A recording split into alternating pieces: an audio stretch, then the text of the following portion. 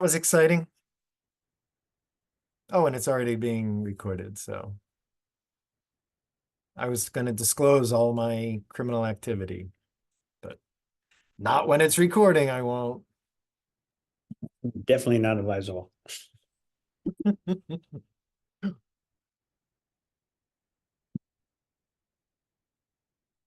Well, people are filtering in. I'm sure you can see the numbers.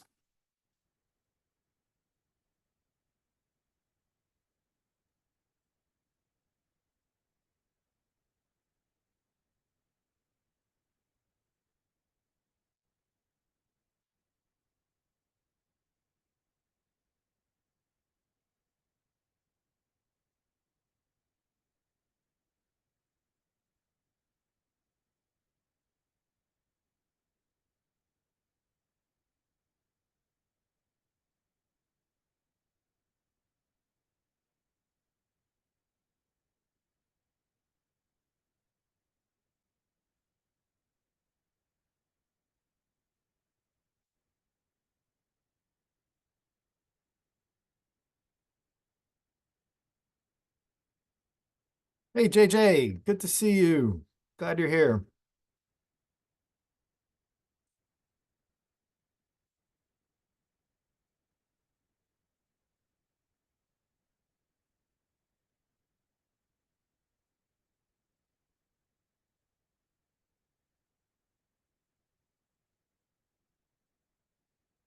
All right, we'll get started in just a couple of seconds here as people filter in. Welcome, everybody. We're glad you're here.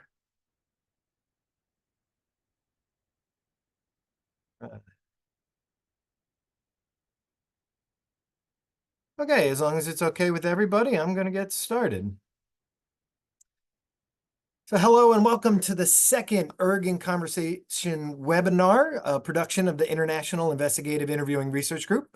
My name is Christopher Kelly, and along with Dr. Gary Pankhurst, we are the co-directors of iIIRG and are very excited that you are here to learn more about police interviews with older adults.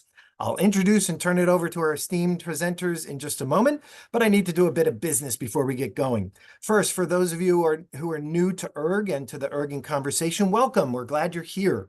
We hope to get to know you through our various endeavors besides this webinar, including in our journal, Investigative Interviewing Research and Practice, and in our in-person conferences. Speaking of which, our next conference is next month at Carleton University in Ottawa. And the fun begins with a 2-day masterclass devoted to a single topic, and this year's masterclass happens to be the topic of today's webinar. Josh and Martin and Cass will be leading the 2 days of instruction on interviewing older adults on Monday and Tuesday, June 17th and 18th. And so perhaps we can whet your appetites this morning to join us in just a few weeks. The conference then begins on Wednesday and concludes midday on Friday, which will be full of research presentations, practitioner case studies, and a few other goodies we're cooking up for you. So please see our website for more information on travel and accommodations, and check back soon. We're this close from having the draft of the schedule of presentations done, and more information about our social events will be posted any day now. And don't forget that the early bird rates end this Friday, May 10th. So please, if you're considering it, there is the price goes up starting on Saturday, and I'll be sending a few email reminders over the next few days. So please forgive me in advance. And finally, for now, if you're not a member of iIIRG, we hope that you consider joining us to support events such as this webinar, plus gaining access to the largest worldwide network of investigative interviewing professionals, and to receive discounts on this and future conferences. So thanks to everyone who is here today. Let's get on with it. And before I introduce our first speaker, let me just say, please feel free to put your questions in the Q&A or the chat. Myself and Gary will be monitoring that, and after each presentation, we'll do a few minutes of Q&A, and then we'll have some time after the presentations are all done to wrap up with any broader questions. So here we go. I am very happy to introduce Dr. Joshua Wyman, who is an assistant professor at King's University College at Western University. His research focuses on improving the best practice methods for interviewing older adults in criminal investigations. He has also published work in the areas of forensic interviewing practices with children with developmental disabilities, deception detection, moral and lie-telling development, and social skills training programs. Dr. Wyman is a licensed school and clinical psychologist in Ontario. In his role as a psychologist, he provides psychological assessment, treatment, and consultation services to children, youth, and parents in school and clinical settings. So with that, Dr. Wyman, thank you very much. I'll turn it over to you. All right, thank you for the nice introduction, Chris. So I'll share my screen. All right, are you all able to see it okay? All right, so in terms of today, I'm going to be discussing the research side of things with regards to interviewing older adults. Okay, and so I'm going to review the existing research that's been done to date and then discuss why older adults require some adaptations to standard police interviewing procedures. And so in terms of my presentation today, it's kind of a short version of the masterclass that I will be doing in June at the iIIRG conference. And so the first part of the presentation, I'll be just giving you an overview of what the research has told us to date on interviewing older adults. Then I'm going to be highlighting the different reasons why we need some adaptations for interviewing older adults, particularly those who have some physical or health or cognitive challenges that could impact the interviewing process. And then I'm going to be making a call for more research in this area and some public policy changes that are needed to better ensure the safety of vulnerable older adults and just to enhance professional practice when interviewing this population. And so as some of you may know, in many areas around the world, our population is getting older. The World Health Organization projects that the older adult population, which includes adults ages 60 and older, will nearly double between 2015 and 2050. And I have some figures here from the United States and Canada. So in the United States in 2016, the older adult population ages 65 and older represented 15.2% of the population. And the child population ages under the age of 18 represented 22.8. By 2034, the older adult population will exceed the child population. And by 2060, the older adult population will be around close to 4% higher than the child population. And it's the same thing in Canada, where between 2001 and 2021, the population of older adults, so those ages 75 and older, more than doubled in Canada, and that's true for most provinces here, as well as in our northern territories. So we're getting older. With the growth of the older adult population, we're also seeing far more news stories and cases of different types of older adult maltreatment. So when I refer to older adult maltreatment, I'm specifically talking about physical abuse, psychological abuse, sexual abuse, financial abuse and exploitation, as well as neglect and abandonment. And here's a table from a great meta-analysis that was done by Dion and colleagues. And what they did is they essentially did an overview of 52 older adult maltreatment prevalence studies that were published in 28 different countries. And overall, they found a overall prevalence of older adult abuse, so any type of older adult maltreatment, of 15.7%. With psychological abuse being the most commonly reported, followed by financial abuse, neglect, physical abuse, and sexual abuse. These numbers are high, but they're actually an underestimate. The World Health Organization estimates that at least 80% of cases of older adult abuse and neglect go unreported. And this is backed up by a study by Locks and Bachman, who interviewed more than 4,000 New York older adults or their proxies, like their caregivers, as well as more than 290 social service agencies for older adults. And for every one case of older adult maltreatment that got reported, 23.5 cases went unreported. And this is especially true for neglect, where only 1 out of 57.5 cases actually got reported. And as we know, maltreatment can be devastating to one's health, to one's safety. It can cause trauma, malnutrition. But maltreatment can be especially dangerous for older adults, especially those with health challenges. And a study by Burnett and colleagues, they found that older adult victims of maltreatment had a significantly higher risk of passing away over a 5-year period compared to those who weren't maltreated. And this is especially true for neglect, where 35% of victims of older adult neglect passed away within a 4-year period. So there's an important need for research on improving the reporting of older adult maltreatment and investigative interviewing practices. So I'm going to be overviewing, some of the information that was discussed in a review paper that I published with Dr. Lindsay Malloy, where essentially we went over all the literature up to date on interviewing older adults. And in short, there's not that much.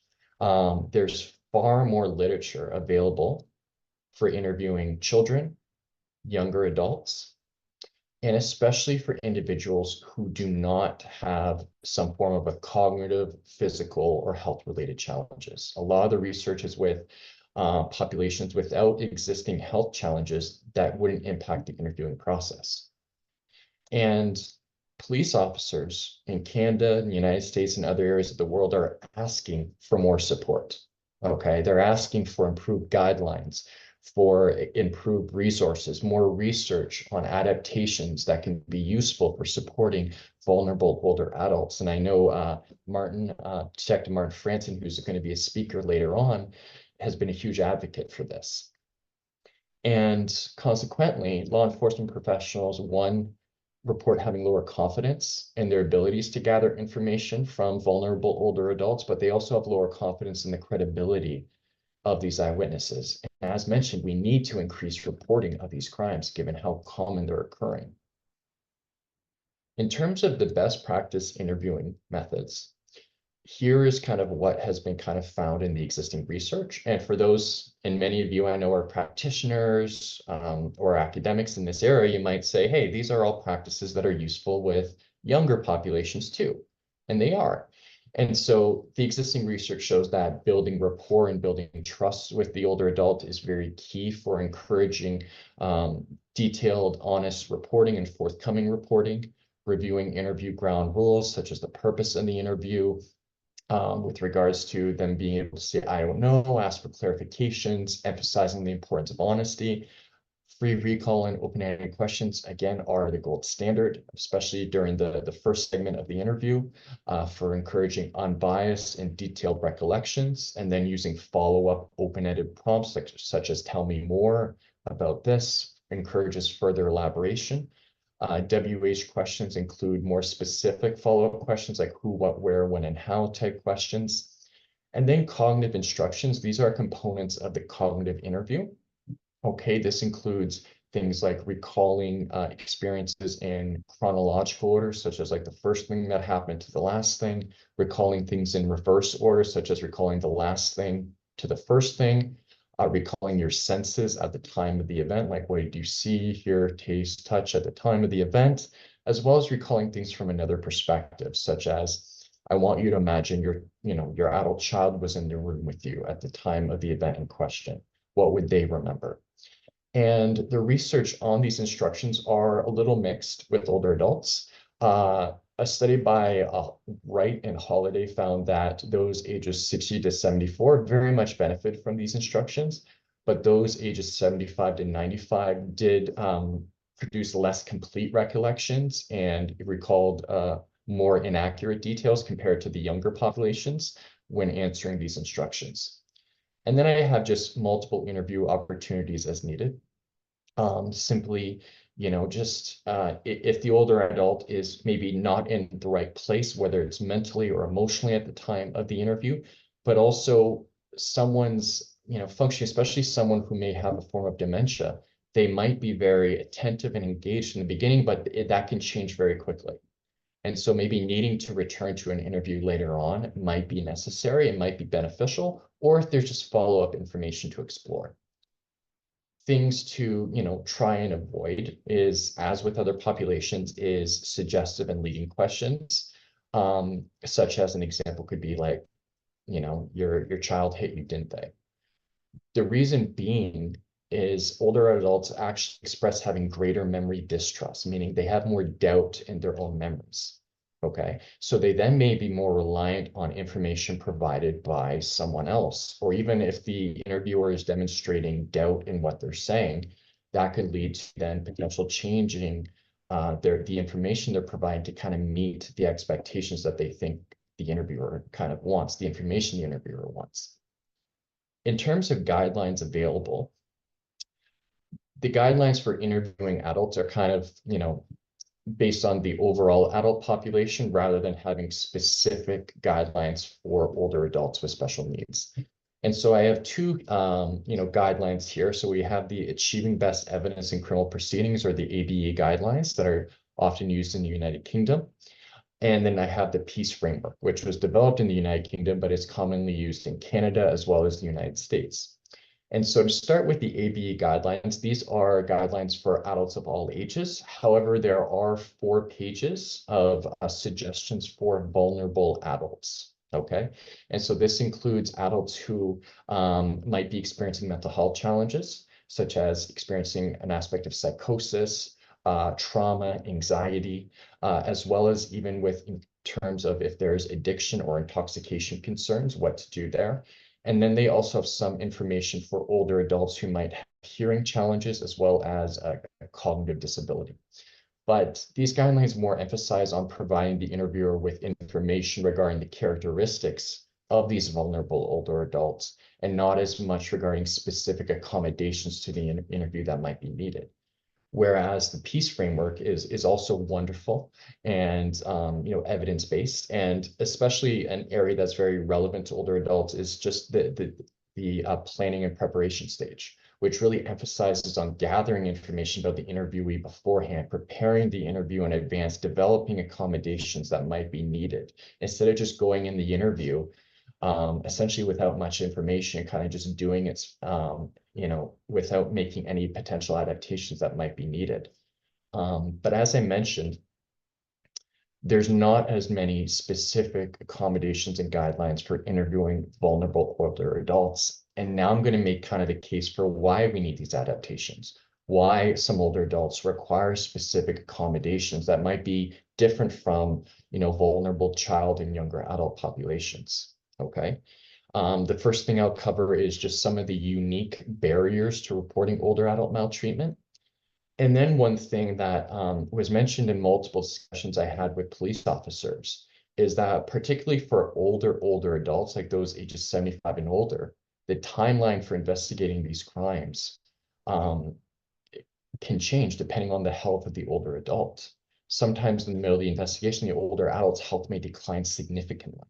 Okay, in terms of their cognitive functioning, their physical wellness, and they may even pass away during the investigation. So that also improves or impacts the practices and procedures that might be needed. So in terms of barriers to reporting older adult maltreatment, here is some of the common barriers that might discourage an older adult from reporting the maltreatment. And this is based on research done with older adult victims as well as health professionals. But I also have a table here from a study that I recently completed with police officers, where we did pretty detailed interviews with police officers regarding their perceptions of different forms of older adult maltreatment, risk factors, perpetrators, barriers to reporting, as well as how do they interview older adults, and with regards to their training needs. And you might be looking at a lot of these barriers and you might say, hey, that's also true for other victims of maltreatment, like younger adults. But the way that in terms of like the factors that might bring on shame might be different for an older adult. For example, the most common perpetrator of older adult maltreatment is their caregiver.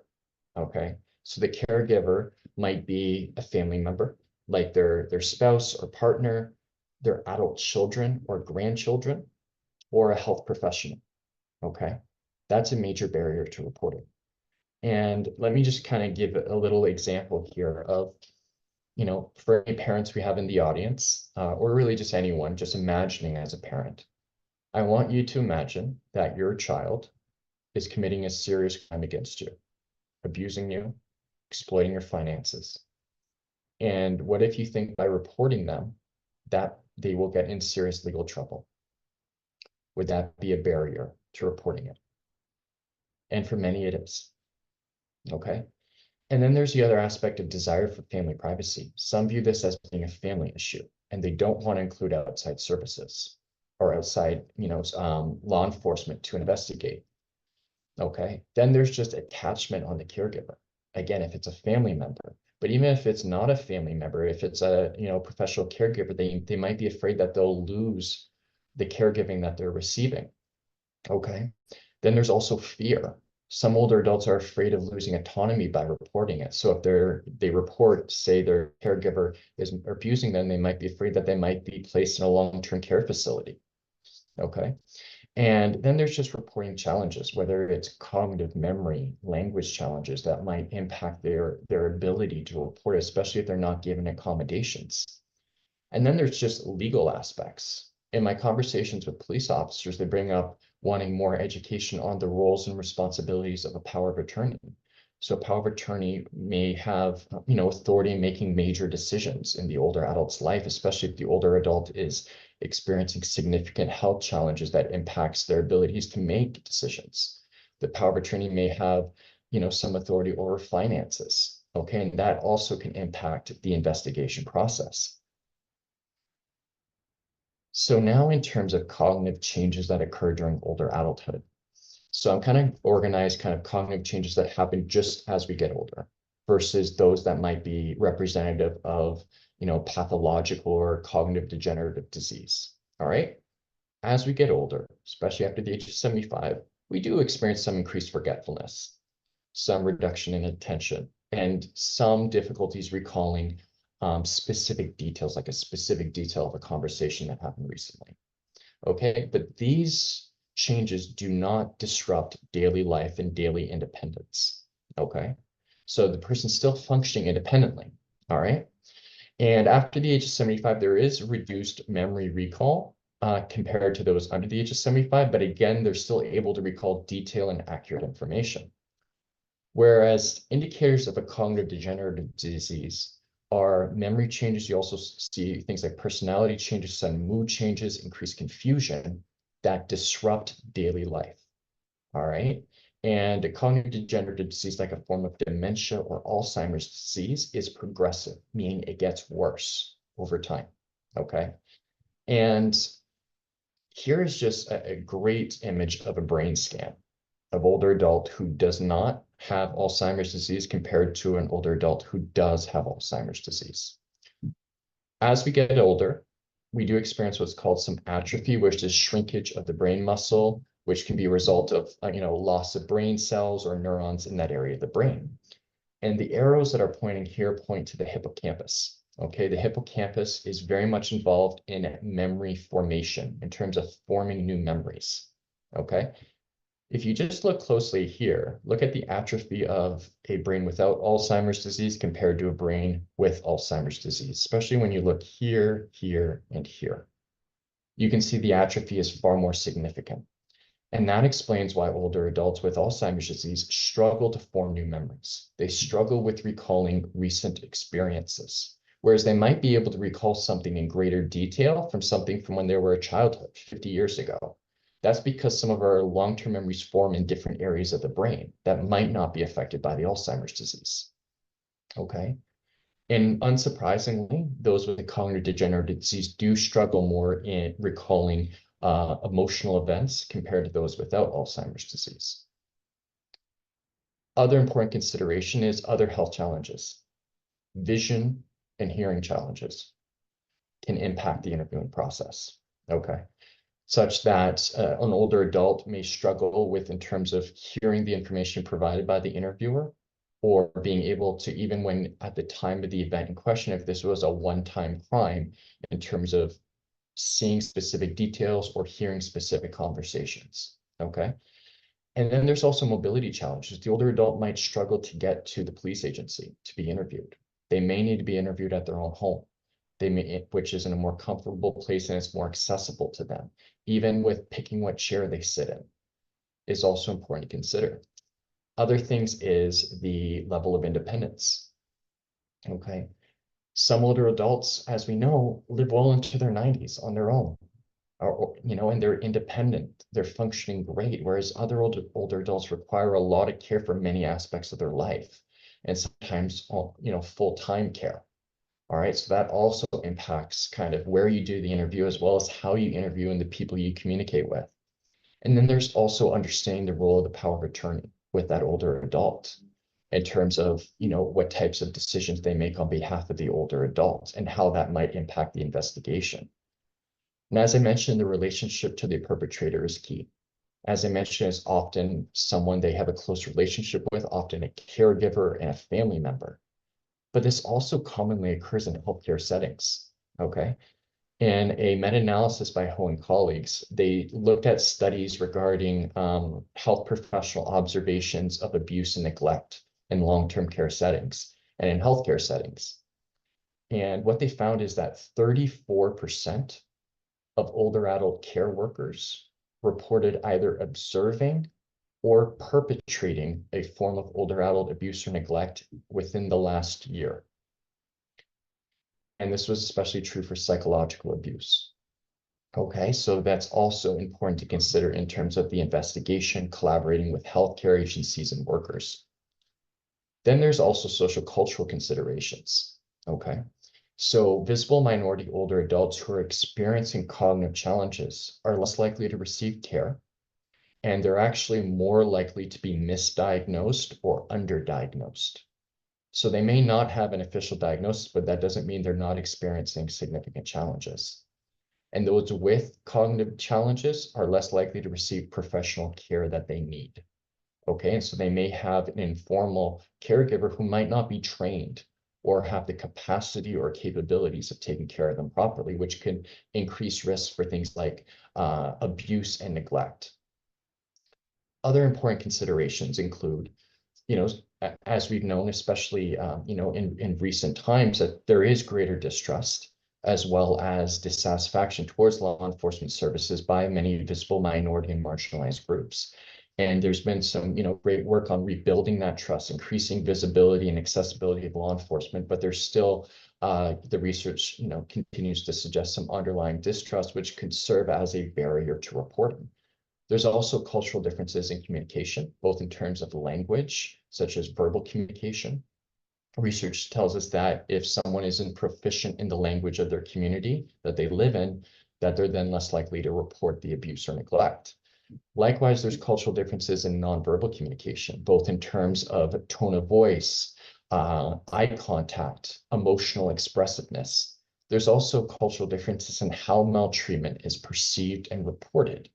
For example, older adults from more collectivistic cultures, where they emphasize much more on family ties and community, they're actually less likely to report older adult maltreatment because it might bring on shame to their family.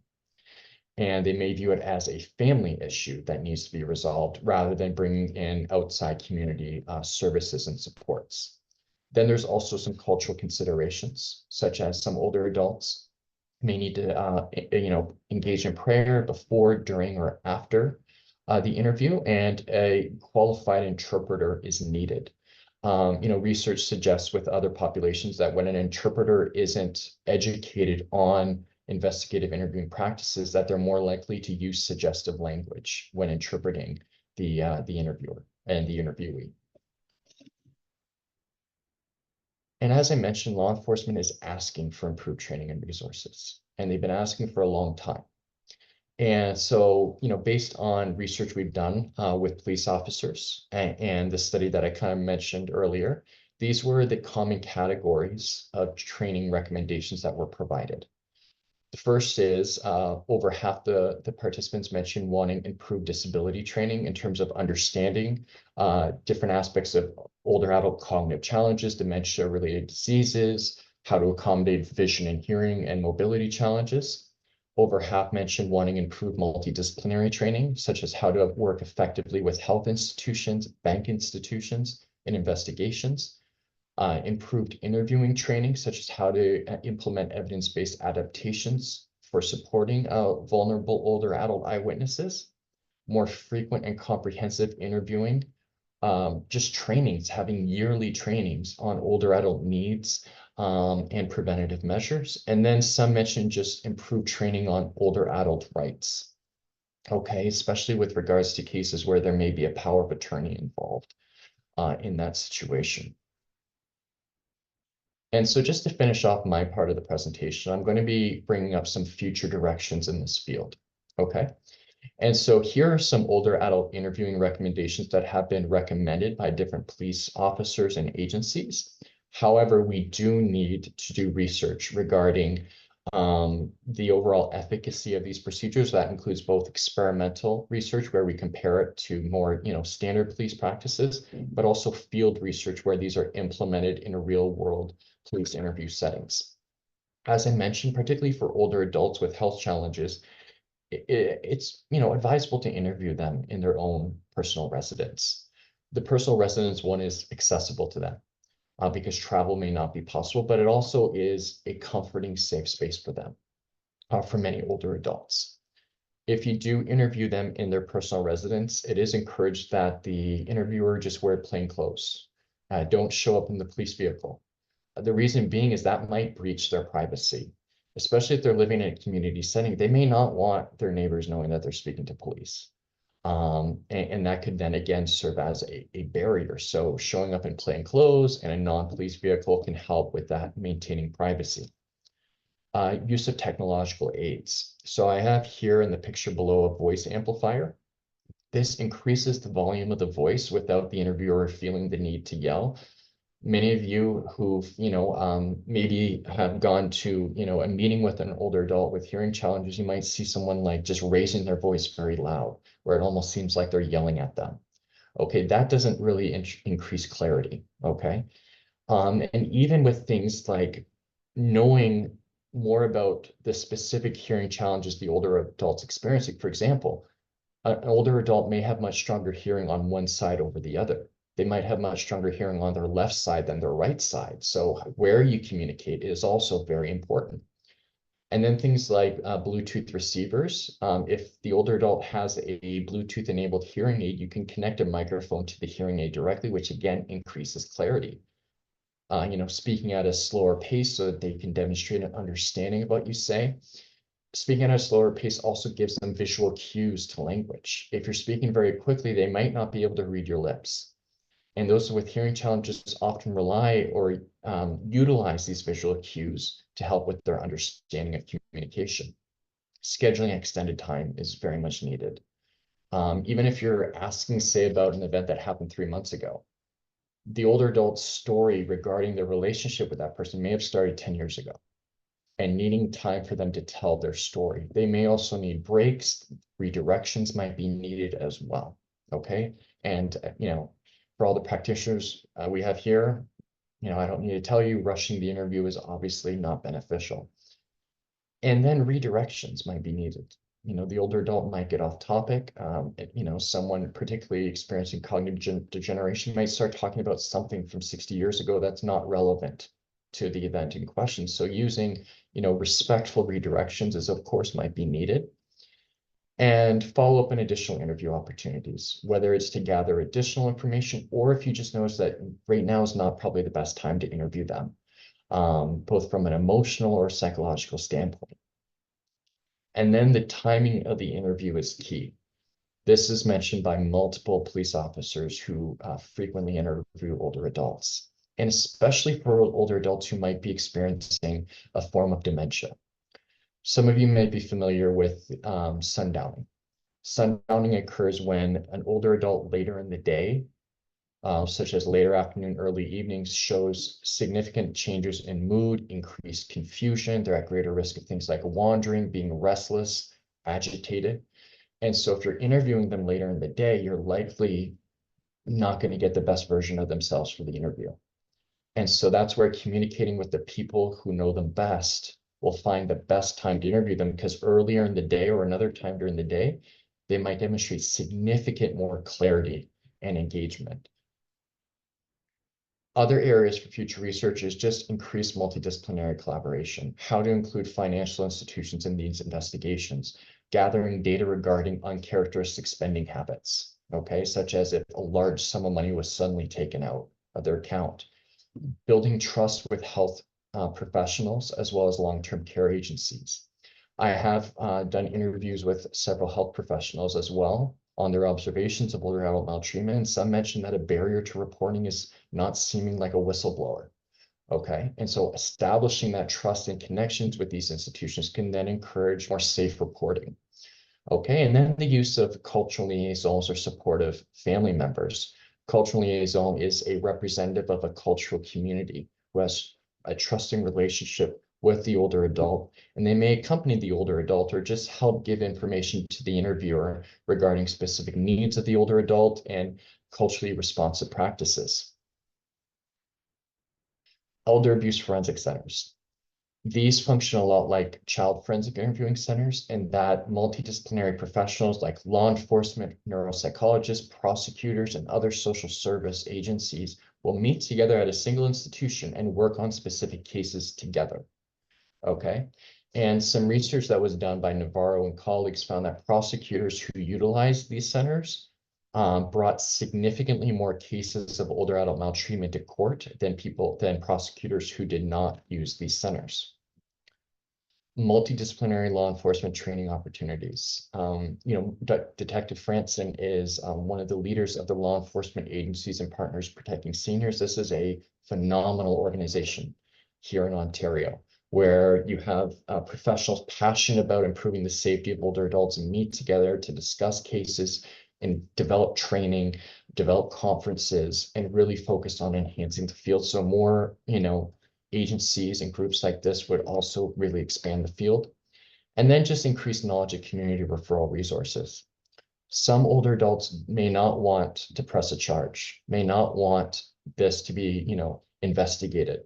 Rather, they just want it to stop, especially if it involves a family member. So older police officers may serve as gatekeepers towards setting them up with community services that improves their well-being, their safety, and their care. And lastly, for those involved in academia we have in the audience, I'm going to make a couple calls for future research. The first is research on interviewing accommodations for older adults with special needs. Okay, both doing experimental studies where we compare it to other interview methods, but also field research where we look at the application of these methods in the real world. Forensic research with more diverse populations. Okay, we need more research with older adults experiencing a form of dementia or memory challenges, as well as those who require significant care in many aspects of their life. We also need more research with culturally diverse older adult populations as well to ensure that our practices are culturally responsive. And then a focus on maltreatment prevention, okay? Education programs such as increased education for older adults regarding romance and grandparent scams. Okay, risk factors such as, how they can identify if they might be taken advantage of. Caregiving training. Many older adults cannot afford to be in a long-term care setting, and they may have a more informal caregiver, like a family member. And so improving the training of the family members so that they can be the best caregivers possible and take care of them will also prevent future cases of older adult maltreatment. And then there's just, from a societal level, just improved housing and long-term care initiatives. Older adults who require long-term care should receive it. And so by providing them with the best possible long-term care will prevent many cases of older adult maltreatment. And then just the development of police training resources. There's been some amazing work done in recent decades for improving child interviewing practices, the general adult population interviewing practices, but we need this also for older adults, especially those with physical and cognitive related challenges. So really focusing on initiatives for developing these guidelines, assessing the efficacy of these guidelines and improving them, improving police training is very much needed. And so that's in terms of my content. As mentioned, I will be doing the 2-day iIIRG masterclass where I'm going to go into each of these topics in far more detail. Here's just some of the topics that I'll be discussing, such as indicators of older adult maltreatment, risk factors, perpetrators, cognitive and physical changes that occur during older adulthood that impact the interviewing process, law enforcement experiences and perceptions of interviewing older adults, going into more detail on interviewing considerations and adaptations, and then future directions as well in this field. And so the masterclass is on June 17th and 18th, and of course, I would love to see you there. And with all my presentations, I always love to leave some helpful resources for those interested in this field. Again, there's been some very good work done in this field, but more is needed. And so obviously the ABE guidelines, the paper here is a great resource, a handbook developed by the American Bar Association, which focuses on older adult capacity in a legal context. EAGLE here, the Elder Abuse Guide for Law Enforcement, does give some good interviewing accommodations. The Elderly Eyewitness in Court is a great book on just older adult experiences within the justice system. And then this handbook of developmental psychology and law, which was recently published, includes 4 chapters that specifically focus on older adult experiences within the justice system, as well as cognitive and physical considerations that can impact their vulnerabilities as victims of crime, but also the interviewing process. And lastly, here is just some reporting guidelines and information for both Canada and the United States. It just gives information regarding reporting guidelines, mandatory reporting of older adult maltreatment, as well as where to report it by province and by state. All right, thank you so much. And I'm happy to answer any questions anyone has. Thanks, Josh.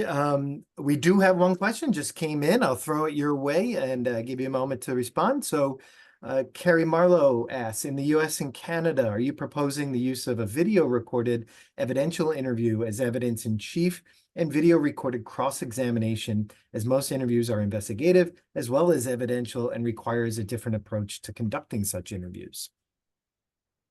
Yes, absolutely videotaped, for sure.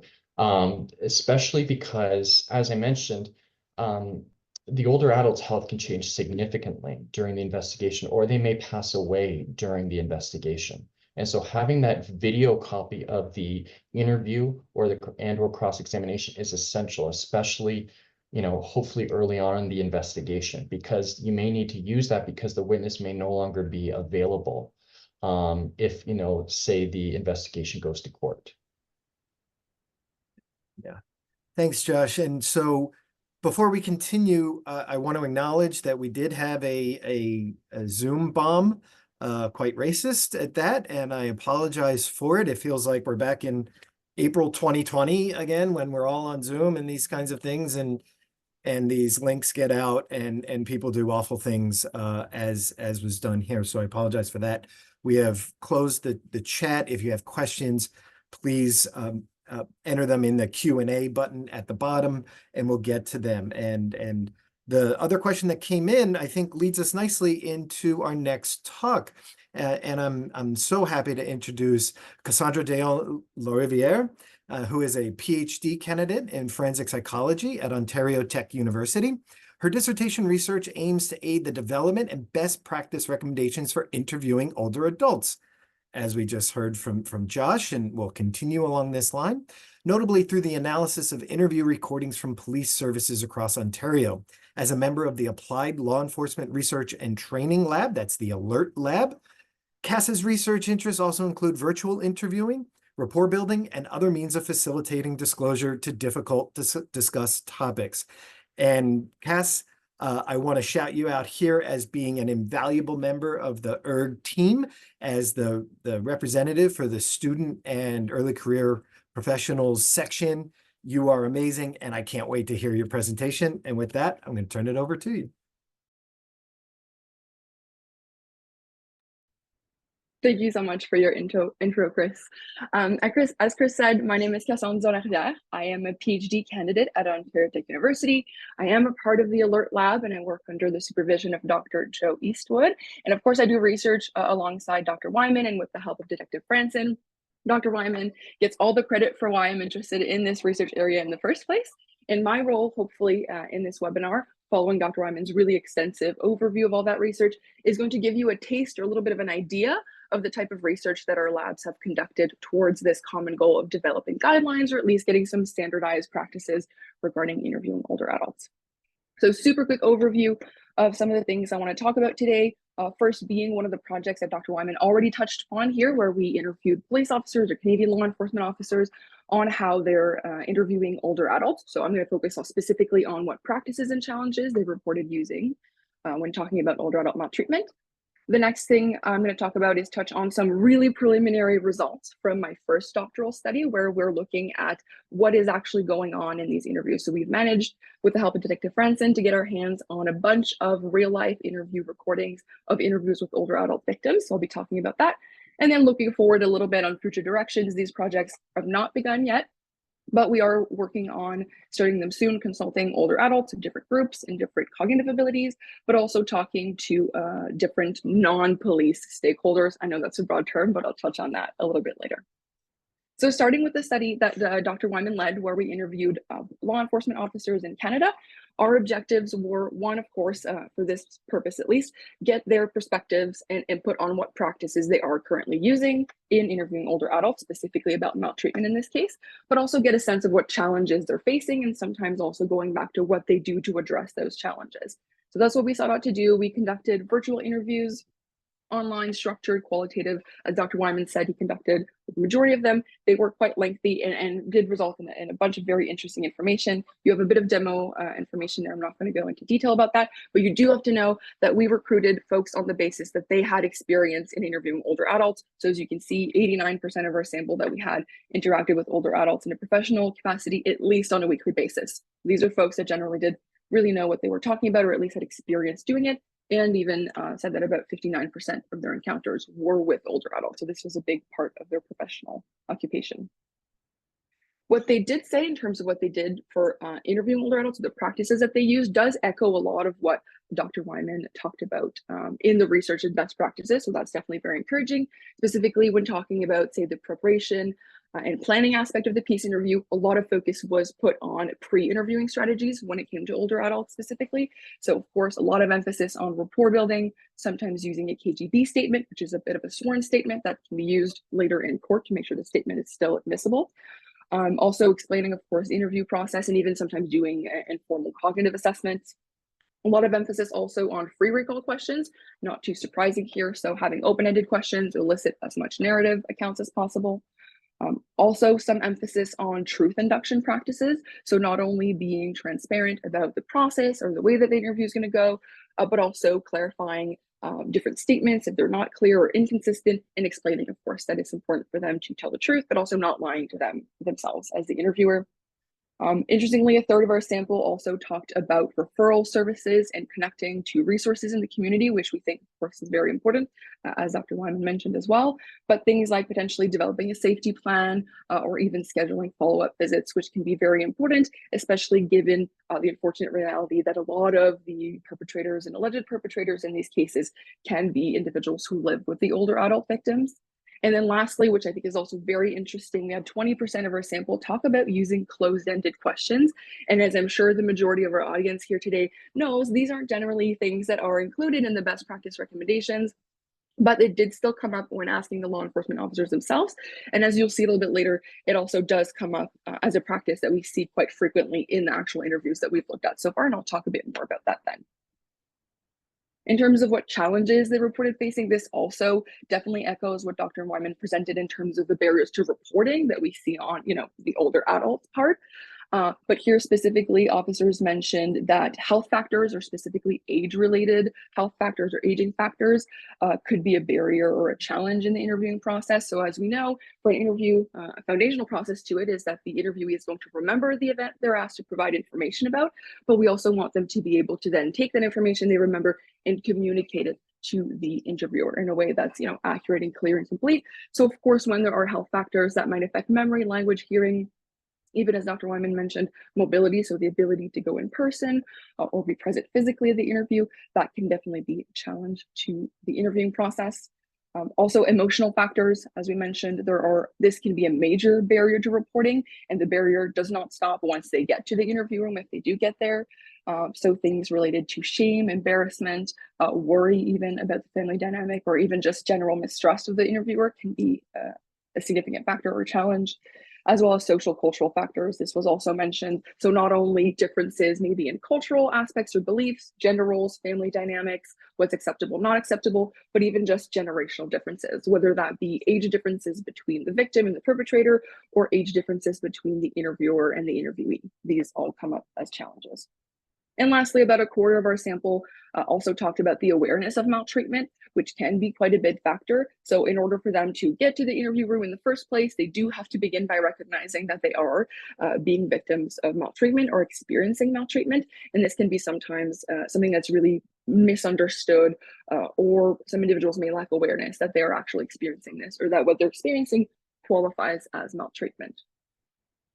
So once we got a sense of, and again, this is a very brief version, a brief recap of this portion of this study specifically, but once we had a bit of an overview and really, really interesting and important input from the Canadian law enforcement officers that we spoke to, we wanted to see how this played out in real life interviews, when specific cases or information is mentioned. So that's what we sought to do with this first study that was part of my doctoral dissertation. So we went ahead and sought out or thought we would collect interviews, recordings with older adult interviews to see essentially who's being interviewed, what are they being interviewed about, where are they being interviewed, what other factors or interview context elements could be interesting for us to look into. We, of course, wanted to see what practices are currently being done. We had heard from the police officers. We wanted to see how this actually played out or what we could identify, including anything from practices or considerations, but also what are they being asked and what type of answers are we getting from those questions.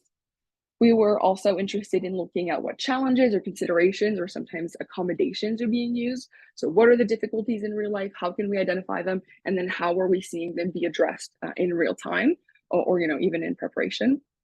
And then, of course, another aspect of this, not meant as an evaluation per se, but we were also interested in seeing how these practices actually line up with the research, with more of an inquisitive mind or an inquisitive approach to this, especially given that there isn't a whole lot, as Dr. Wyman said, of research specifically on interviewing older adults. So as you'll see a little bit throughout this, we are really picking from different fields of research, whether that be health or aging and cognitive research, or other types of interviewing like clinical interviewing or things like that, or even literature on individuals who might have communication challenges, for example. So we were interested in seeing how we could put all of this together and see if the practices were potentially facilitating or hindering the goals that we were observed. And I'll talk about that in a second.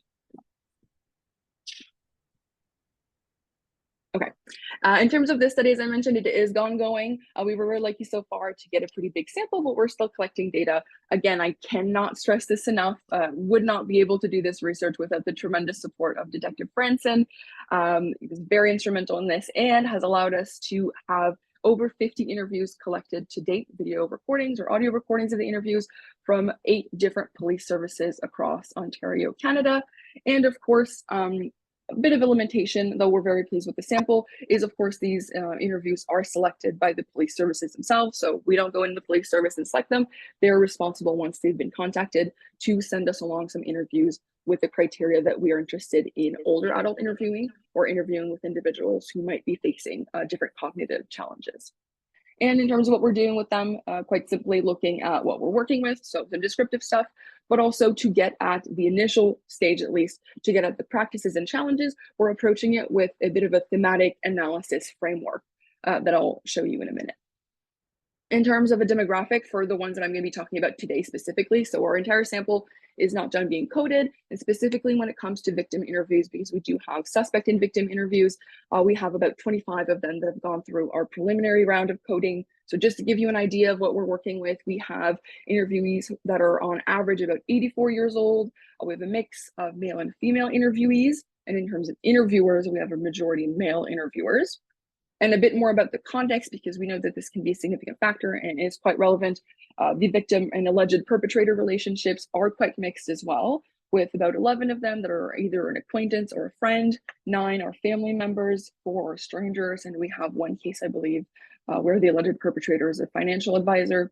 And in terms of the crime type, perhaps a little bit as a result of the selection, bit of a bias that we have going on, we have a majority of financial or abuse or fraud cases, with some also physical abuse and sexual assault cases. A bit on the thematic framework that I kept referring to, the way that we're approaching it in this round at least, is that we've reviewed the interviews and determined that in the context of interviewing older adults specifically, there seemed to be three main goals or interview objectives that came up, that kind of informed the interviewer's practices. First of which being admissibility, so ensuring admissibility of the evidence. This refers mostly to the legal context, so making sure that should anything happen, the interview will be able to serve as evidence or at least inform future investigation or other steps of the investigations. Second goal being enhancing recall. I think this one's quite straightforward, so making sure that the conditions or the questions are asked in a way that will maximize the older adult's ability to remember the information that we're asking them to share. And then the last one being enhancing disclosure. And what I mean by this one here is enhancing willingness to disclose. So there may be instances where they remember the information that's talked about, but because of the content of the information or the nature of the information and other factors, it might be difficult sometimes to disclose. And we want to make sure that we create an environment that'll be facilitating disclosure, specifically with the older adults. And the other aspect of the framework, quite simply, is seeing what we could pull from, again, the various fields of research that we thought were relevant to this, to see if these practices were either potentially facilitating those three goals, potentially hindering those three goals, or whether or not we just didn't know, either there's no research specific to this, or in some instances, the best practice literature that we do have for generally interviewing, even for child interviewing, maybe was at odds with some of the research that we had regarding cognitive and health and aging in other fields like that. So I think that's a very interesting category overall as well. So the next few slides have some examples. I really want to stress here that it is not an exhaustive list by any means. These are just some of the examples of the practices in this framework that were most frequent in the interviews thus far. And there are, of course, other things that are sometimes difficult to observe. I know Dr. Wyman mentioned, for example, some potentially facilitating practices may be using or wearing plain clothes and not showing up with the police car to maintain the older adult's privacy. Well, that's not something necessarily that I will be able to capture in these interviews. So don't think these are an exhaustive list, but these are just some examples of most common practices. So for example, in terms of potentially facilitating practices, using the KGB statement, which as I mentioned previously is a sworn statement that's used to increase the likelihood that information that's collected or evidence that's collected during an interview will be able to be used in court later on, should there be anything that happens to the older adult, used mostly when there are significant health challenges that make the interviewer think or believe that this won't necessarily be the case. So that happened in about 68% of the interviews that we looked at. Also the use of ground rules. I know that they're not necessarily called ground rules, referred to as ground rules by the interviewers, but we did see quite a lot of these used as well. So in more than half of the interviews, at least one ground rule was used, often in conjunction with the KGB statement. But you can see a bit of a breakdown for the frequency here. In terms of practices that were used, that we observed in terms of enhancing recall, happy to see there were a lot of open-ended questions in the majority of the interview, specifically in the substantive phase of the interview, but also a lot of consideration, it seems, or we could assume, for the time at which the interview starts. So more than half of the interviews did start earlier on, or at least before noon, compared to later on. As Dr. Wyman mentioned, there are circadian rhythm changes in general, and this is a generalization, but generally, because of these changes, we may see a phenomenon like sundowning, which is like an increase in cognitive symptoms later in the afternoon, even in normatively, developmentally normal aging. So that's something that was seen that may contribute to more recall. And in terms of disclosure, quite simply verifying the voice of the volume. So again, like Dr. Wyman mentioned, not necessarily assuming anything about an older adult's auditory challenges potentially, and verifying, saying things like, I don't want to be yelling at you now, but I need to make sure that you can tell me if you don't hear what I'm saying or if you don't understand. So overlapping a little bit with the ground rule, but something that might increase comfortability of the older adult, which is generally also the purpose of this next one, rapport building, which we saw in majority of the interviews. And I have a few examples here. So making sure to offer a break, sometimes also water bottle and things like that. And of course, really sustained active listening, sometimes exemplified by minimal encouragers. In terms here of potentially hindering practices, and again, this is specific to older adult interviews, so contrary of the KGB, so the absence of the KGB might have implications for the legal process depending on the case details.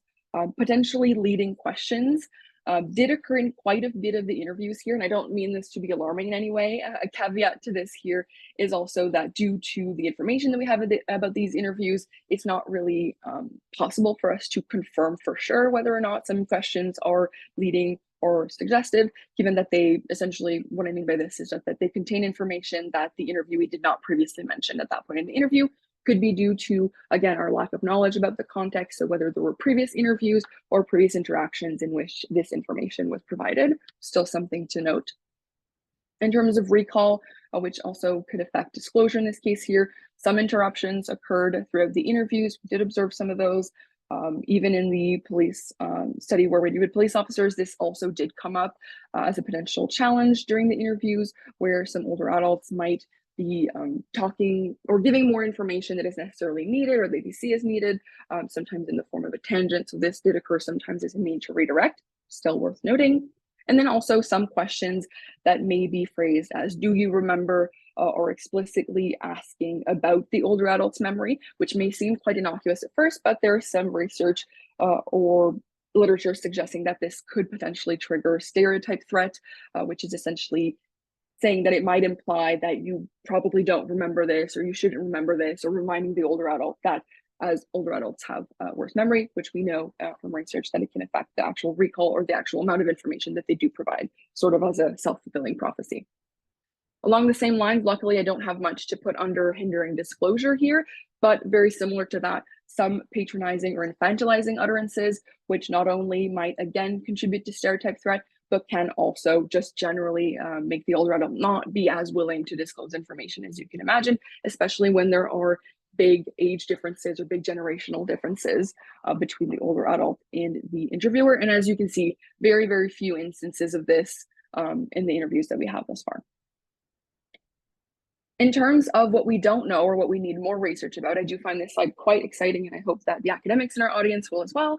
But some things that we don't have at least solid evidence for thus far are in terms of admissibility, or sometimes using informal cognitive assessment. So very few of the interviewers, or none of the interviews in the data we've coded so far, are using really structured cognitive assessment. Not to say that they need to be doing that, but a lot of them do end up using some informal cognitive assessment. So very interesting to see how this actually ends up playing out in court, or what implications it have on that aspect.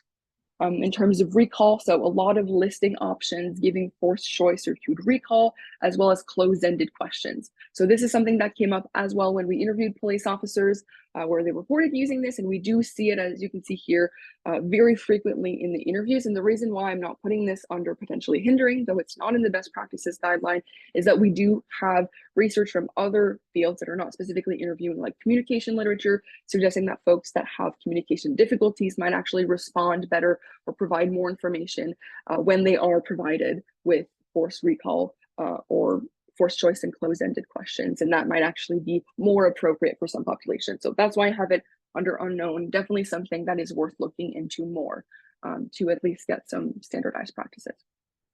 Another example here that I'm sure Detective Franssen will touch on, because he's the one who brought this to our attention, is the process of ensuring that the older adult is comfortable in the interview room, even sometimes giving them seating options. So I think we would all agree that this would be something that would be a facilitating or potentially facilitating practice when it comes to disclosure. But when it comes to recall, there's a question of whether this actually might be really beneficial to decreasing cognitive load, or actually preventing there from being unnecessary cognitive load. So Detective Franssen, I'm sure we'll mention as well, but if they're sitting in the chair wondering how it is they're going to get up for the entire time of the interview, that might be unnecessary cognitive load that we can avoid by offering options. In terms of disclosure, super quickly, some things that we definitely need to know more about is very frequently, not in the victim interviews, there are more than one interviewer present. Even more so than that, often more than one person present, whether that be a caregiver, the child, or even social workers or other medical staff, depending on the interview location. Also placing either positive or negative emphasis on the age or memory of the interviewee, whether that be, just mentioning how old they are or asking for their age, or even saying you have really good memory for an 88-year-old. Those are things that we don't have enough information about yet and how they're going to affect disclosure, but I would argue also potentially affecting recall that we definitely need to find out more about. And lastly, for this study, before I go on to future directions, some challenges that we've encountered so far, or just notable things to mention that we are interested in looking into, are one, well, a lot of the interviews that we have are not necessarily recorded in their entirety.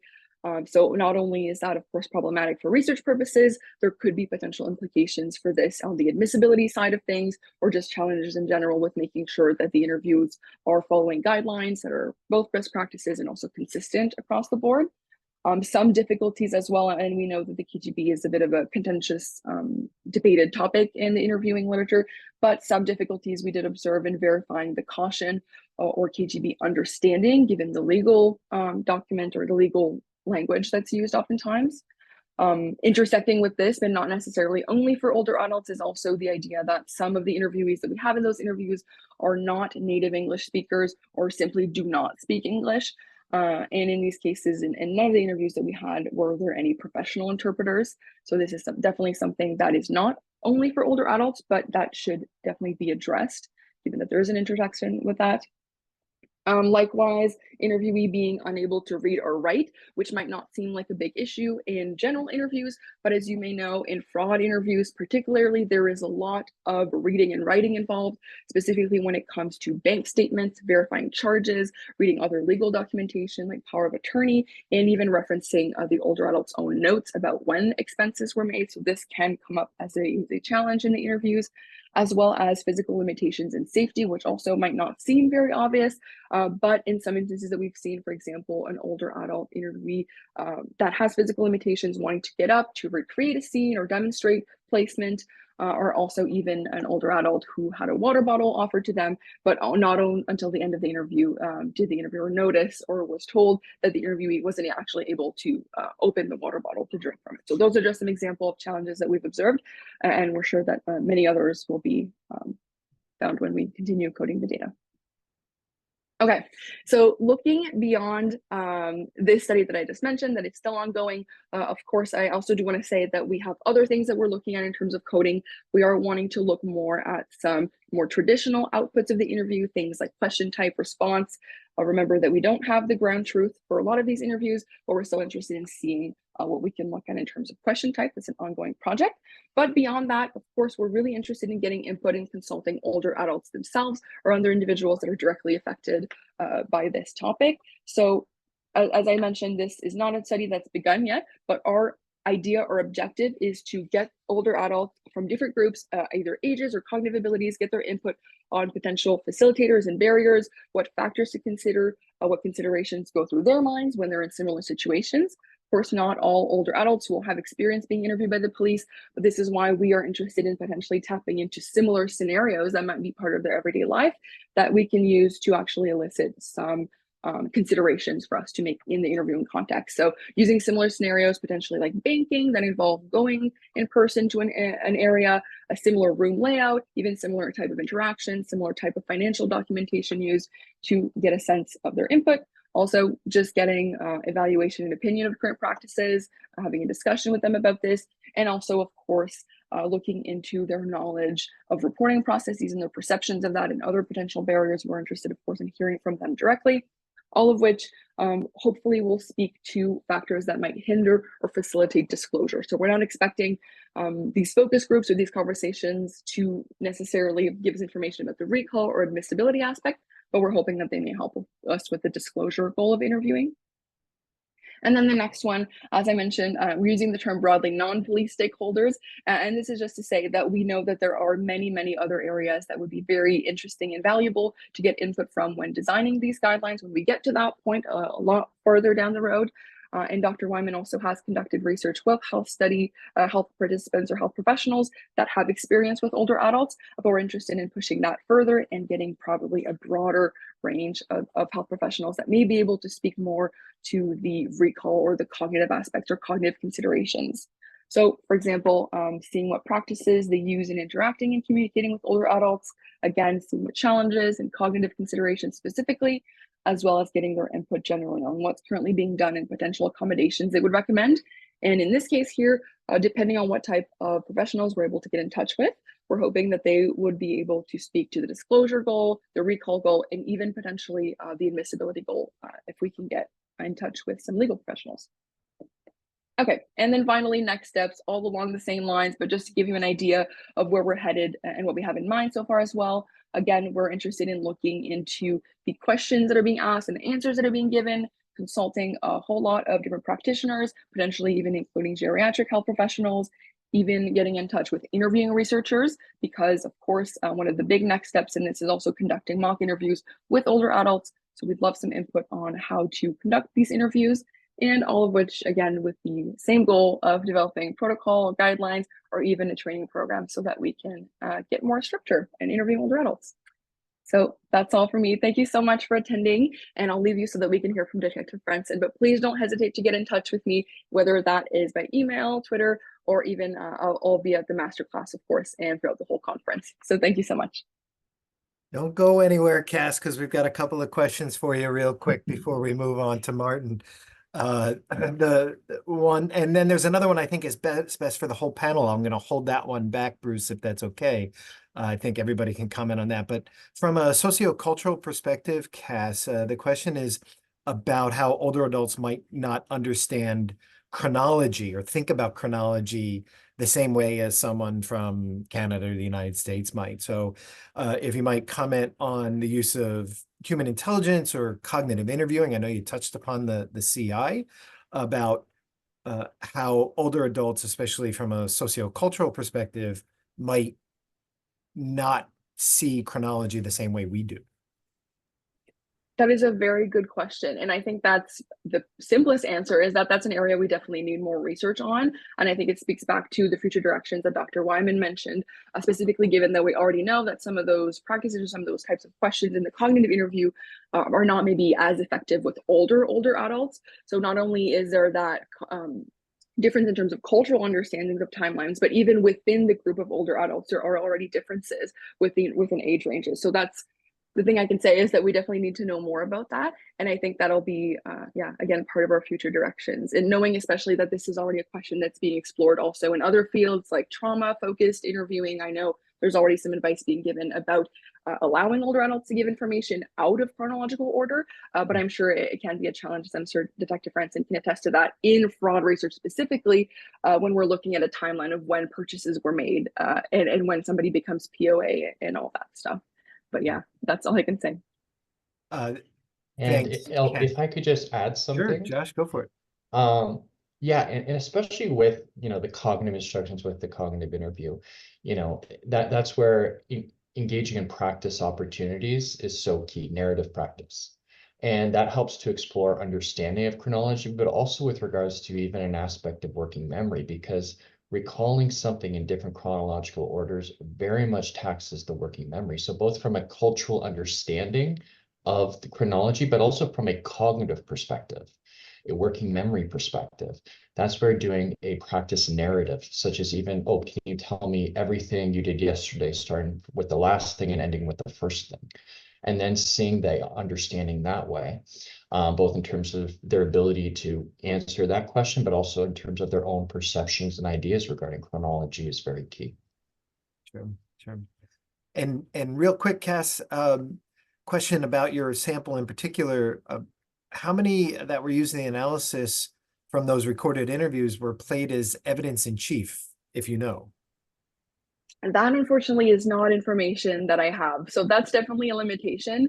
We do think it's already pretty great, the sample that we have, but there are always going to be, with this sample specifically, some blind spots that we don't have. But that's something that we've discussed even with Dr. Franssen, areas that we're interested in looking into specifically regarding the legal use of these interviews and how it actually plays out. Because though Dr. Wyman said they don't always end up in a legal context, some older adults just want the abuse to stop.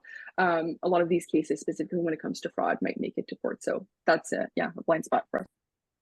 Yeah, and you all have hit on a really fruitful area, a cutting edge, the leading edge, in fact, of research that there's so little known, but we know that the issues are out there. And for any young researchers in the audience today, this might be a great area to consider, since it's so wide open and so many open questions. So before we move on, another quick plug, if anybody has joined us in progress, about next month, our masterclass will be on this very topic, police interviews of older adults, followed by our conference, our in-person conference. And if you'd like to register, you can go to our website, iIIRG.org. And I think we'll put the link directly into the chat, and the early bird ends this Friday, the 10th. So moving on to our final speaker, Detective Martin Franssen has been a police officer since 1999. Much of his career has been spent in investigation with primary focus on financial crimes. His portfolio often includes issues related to the abuse of older adults and the protection of vulnerable persons, complex corporate fraud investigations, estate litigation, and mortgage fraud. Martin has been recognized nationally for his dedication to the training and education of police officers, community partners, and community members. Detective Franssen has conducted hundreds of seminars to increase awareness and prevent victimization in fraud, power of attorney, and last will and testament. He developed and instructs the postgraduate courses known as Victimization of the Elderly and the Victimization of Men at Durham College. So we're very pleased to have our practitioner with us today, and I'll turn it over to you, Detective Franssen. Thank you.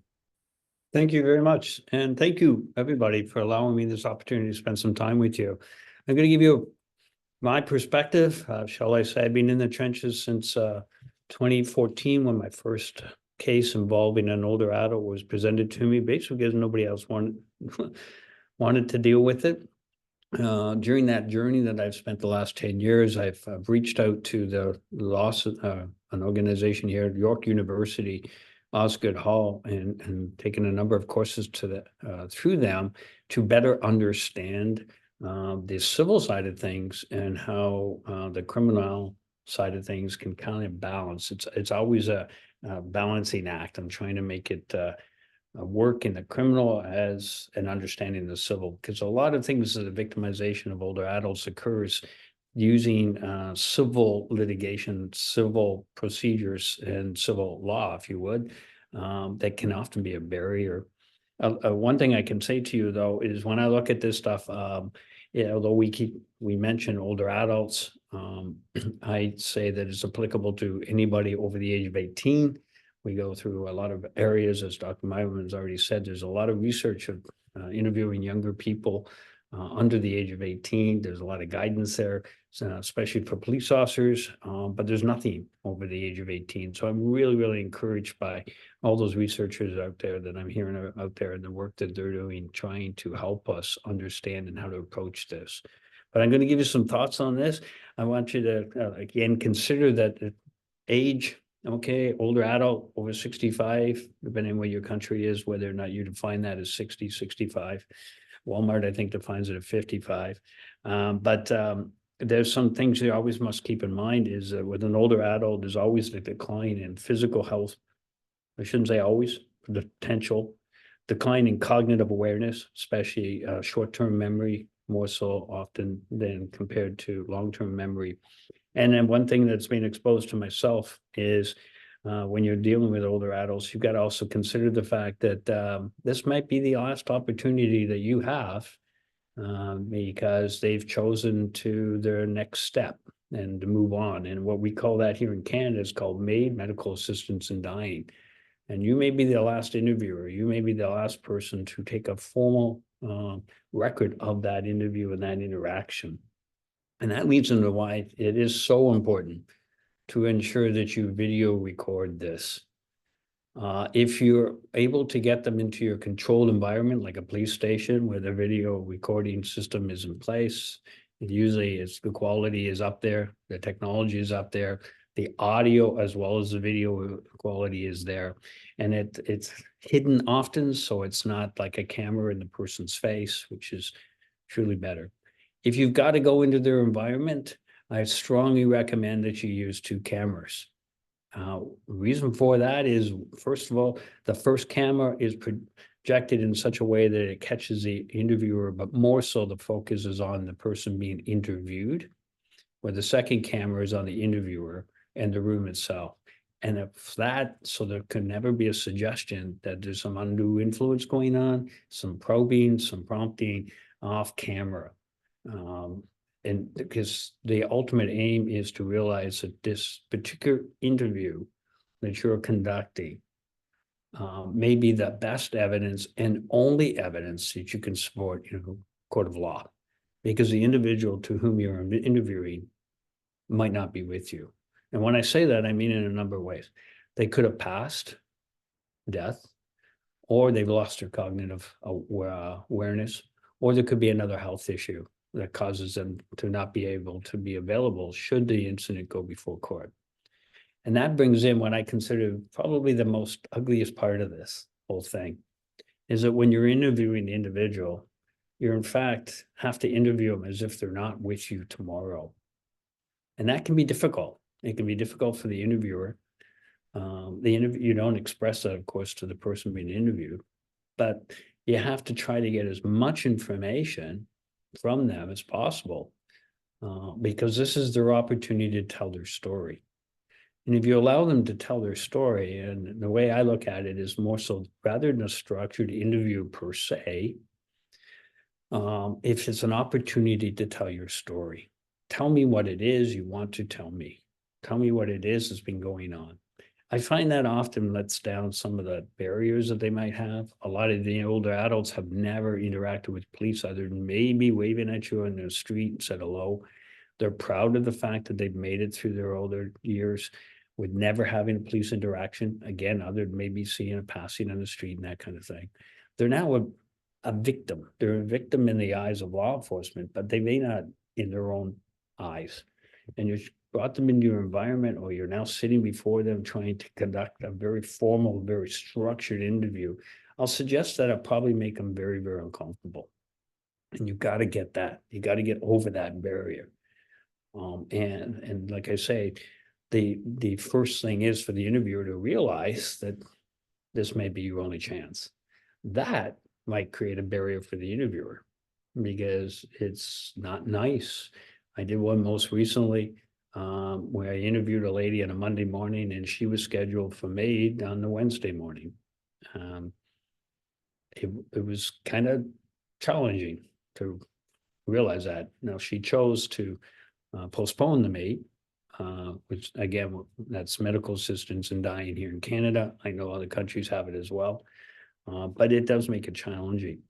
When it comes to what we call KGB, it's just Regina versus KGB. It's case law in Canada, been around for a long time, and it's the admissibility of a video recorded interview in when the individual is considered to not be telling the truth at the time of testimony versus what they told police in the past. It has become, its use is greater than that. We use it in domestic incidents, for example, sexual assault incidents. They tend not to, but in other cases where we're concerned about the person changing their story at a later date. I find that very, very challenging for the individual, because in that KGB process, we have to confirm that the individual understands, of course, they're being recorded, but more importantly, that the information they're providing must be truthful. And that if they're not being truthful, there's a penalty. And again, you're dealing with people, individuals who are very proud of the fact that they have not been engaging with police. And now there's a police officer saying, well, now that you are engaging with it, if you dare tell me a lie, you could be charged. So this really makes it difficult, but there's no way around it, because of the fact that if I want, should that person being interviewed, is not available for court, that interview now becomes the best evidence. And if you haven't done that caution, given them the awareness at the very front, how important it is to tell the truth. And of course, they're going to be proud of the fact they're going to tell the truth. Then your interview will never make it to court. Your interviewee won't make it to court. Your case is done. It's not going anywhere. And I can tell you, again, from personal experience, in 2016, when my first exposure to this, it was in a situation where a stranger cometh, best friend of an elderly woman living on her own, very, very proud woman. I interviewed her in the month of March. I believe it was the 16th of March. We did a follow-up interview on her 2 weeks later in her own home, just to deal with a couple of issues that she had brought up, looking for clarification. The video, of course, in the police station was fully recorded. The video in her home was also recorded. And she was in an institution in November and never recovered cognitively, which is very, very unfortunate. So what ended up happening when we went to trial, and this was a big case called Project Banshee, the individual not available for court, that video then became the best evidence. And what happened there is they started to dissect that video to the hundredths of a second, starting with the KGB, the willingness to. So it's extremely important, that KGB there. I'll talk a bit more about that in a second, but a couple of things I want to. The premise, like I said, that I always work off is that it's an opportunity to tell your story. I don't use the word interview. I say their story because I'm trying to put it upon them and that tell them that I'm here to listen to whatever it is you're trying to tell me. The floor is yours. Go ahead, tell me. And I will set up that with the KGB. I will ensure things that the degree of well, things like, did you eat today? Have you taken your medications? That initial contact with an individual, and usually that happens between the lobby to the interview room. How are you? Did you eat? What's new? You got to create that baseline. Pick up something in there in that conversation that you can refer to it later in your interview. And by the way, these interviews, you must be prepared for upwards of 3 hours. If you're an inpatient person, you're the wrong interviewer. You've got to be prepared to listen. You've got to be prepared to not have distractions. But you pick up something early in a conversation to which you're going to be able to come back to at a later point. Why? Because when you're interviewing older adults, and because the understanding is that they may possibly not be available to actually testify, that video becomes so important. So you have to do mini mentals, as I call them, throughout that interview, from start to finish, from hello, that handshake or initial greeting, to the moment you say goodbye to them in the lobby and off they go. You're continuously testing them, but you can't let them know that you're testing them. Otherwise, you're going to insult them and they're going to shut down. Tests come in various ways. One of the ones I always like to use is a chair. And as Cassandra already mentioned, to me, I know it may sound very minor to you, but I want you to think about a chair. For as I was talking to you right now, I'm in an office chair. And if I'm doing one of these during that conversation, am I being distracted? More importantly, I found with an older adult, we often, in the police world, we have the hard interview rooms for the accused, and then we have what we call soft interview room. They're a little more comfortable, sometimes, painting on the wall, leather chairs, leather couches. Well, if you have an older adult who has a mobility challenge, who's then coming up to a couch, tend to be a little low, and they literally are falling into the couch to get positioned, their thought process is, how am I getting out of this couch? So while they may be in an interview with you, their mind isn't in the interview with you. It is more focused on, when's this going to end? How do I get out of this couch? The other thing you don't want it to be, of course, is too soft. Almost sounds like a Goldilocks story here, but in the sense that if they are too comfortable, will you lose them, where they tend to fade? So you give them a choice of a simple thing as a chair. I tend to offer 3 different chairs. Of course, ultimately, they're all staged chairs, but like if I was using an office chair, I would not use one that swivels. It would be a hard office chair. And I give them the choice. And why? It empowers them. It gives them an opportunity to make a decision. And although they're in an environment they're uncomfortable with, their environment, they may not really be happy about being there. They're now getting an opportunity to make a decision about what is going to happen next. They choose a chair, and then you give it to them. And then, like I say, it's a simple thing as a chair. It also demonstrates, hopefully on video, that they're making a decision of their own free will.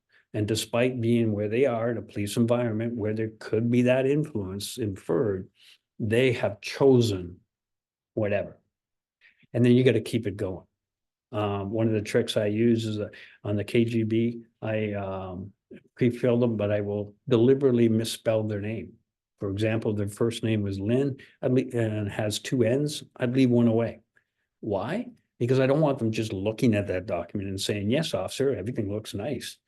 I want them to actually look at that document and then turn to me and go, oh, by the way, officer, you've made an error. My name is actually this. That demonstrates their willingness to challenge me and not accept that just because I said is right. I need you to provide me that information that is correct upon his face. And if I'm wrong, I need you to tell me I'm wrong. And that's one of the tests to do. And you can do a series of tests throughout that interview, but you're going to have to. In the case with my bigger case, like I said to you, with Ethel was her first name. Project was known as Banshee. That was a 3-hour interview. And when we went to what's called Ontario's OCJ, the Ontario provincial level of the court, they lawyers fought for 6 days to get it into before the next stage, which was going to be a jury trial. And they micromanaged it down to hundreds of seconds. So the interview actually had segments of it, hundreds of a second, removed at the order of the judge. And the judge actually put a ruling out when he admitted that interview. He came back and said that I had at times provided leading questions, but they in no way interfered with the results. And why are leading questions important? As much as I try to avoid them, giving them the opportunity to tell their story, what will often happen with older adults, especially if they don't want to be talking to you, is they will take you down a path. I had a gentleman that was 100 years old, and he found it very, very important to tell me.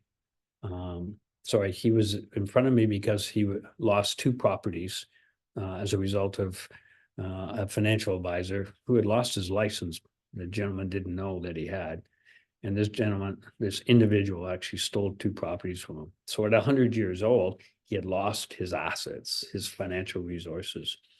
And he felt it very necessary to tell me how important it was to pick up pennies off the street during the Depression, and how that penny would feed his family.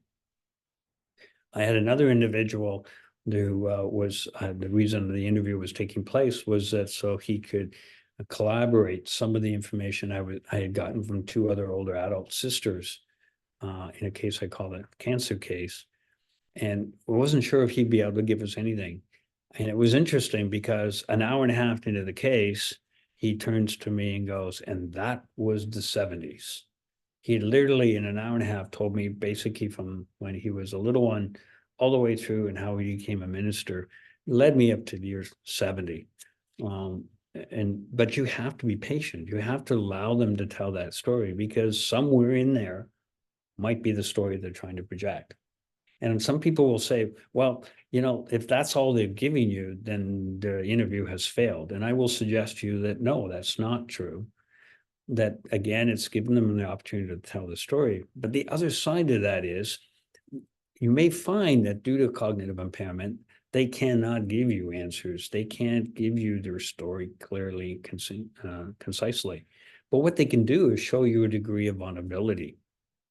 And that is getting trapped and captured on your video. So where you might come back and say, when I interviewed Mr. Smith, I was unable to get his side of the story. But, Your Honor, court, take a look how easy it was to manipulate Mr. Smith. And I'll give you an example of that. I had a gentleman a few years ago, serious cognitive problems, came in to visit me one day. I closed the door, I wanted to have a conversation with him because he had come to see me, concerned about losing his properties, by the way, to family. It always seems to be family members. Just an unofficial statistic for you is 86% of the victimization of older adults related to financial is a family member. My personal experience over the last 10 years, it's 95. I've only had 2 cases of stranger. Anyway, going back to this gentleman, the office was warm. He had a coat on, and I said to him, would you like to take your coat off and get comfortable? And his response was, do you want me to take my coat off? It literally shocked me, because here's an older gentleman who's asking permission from me to take his coat off. And that's when I came to the realization that although my interview with him, I would not be able to get in to substantiate the concerns, I, from that very interview, now have the opportunity to show just how easily he can be manipulated, misled, and it could become a victim. So it actually has a positive side to it, but you may not have obtained that information you were seeking. But I think it's really important to understand that. Before you do an interview, it's very important to do a little bit of research on that healthcare. Who is going to be before you? I personally do not like hearing the word dementia because it tells me nothing. Alzheimer's, frontotemporal, Lewy body, they all have their own nuances interesting enough to them. And just an aside for those who may not be aware, Alzheimer's is usually associated with an older adult. And you probably heard of early onset, which sometimes hits around 50. The earliest diagnosed individual with Alzheimer's was this last summer, first affected at the age of 17, diagnosed at 19. So it is not an age-dependent disease, by the way. Very, very important. But yeah, do some research on that health. And what I've done in the past actually is that you consider who's going to support your interview. So the interview itself should have a monitor. Why? Because as someone listening to the information that's being presented, the answers that are being presented, possibly the questions that are coming from the interviewer, and they have a different perspective. They're not engaged in that moment. They have an opportunity maybe at a break to come back and say, hey, they've said this, you may not have catched it, might want to explore this item, et cetera, et cetera. There should, if possible, depending on the health concerns that you might have with the individual, you might also want another person monitoring. And what I've used in the past is actually a social worker, and their sole task was to monitor the individual, that should you see some change in their health, come in and stop my interview, because it does happen. We're talking some situations which is traumatic to the individual. If they've got a predisposed health situation, you and I might be able to make it through tears and stuff, but now their blood pressure is going up. Could that cause other health concerns? So by having someone monitor that with the sole interest of looking at them from a health perspective, as an interviewer, you may be so wrapped up in what's going on, and it makes sense because you're thinking about what's being said, what's the response to that, et cetera. You don't even see possibly that they're physically they're changing, and there's some clues going on. So if you have that, it's always very helpful. Those mini mentals, start to finish, folks, they got to be there. What they look like, they're whatever you come up with. As the interviewer, you're the person that's going to stand on the stand in the courtroom and say, I was confident that that individual was cognitively aware from the moment I met them to the moment I said goodbye to them, and all the way through. Why? Because, as I said, they could micromanage that interview down to hundreds of a second. I already indicated to you at the first level and the provincial level with the 3-hour interview with Ethel, they pulled out a number of segments, not a whole lot, but they did pull out.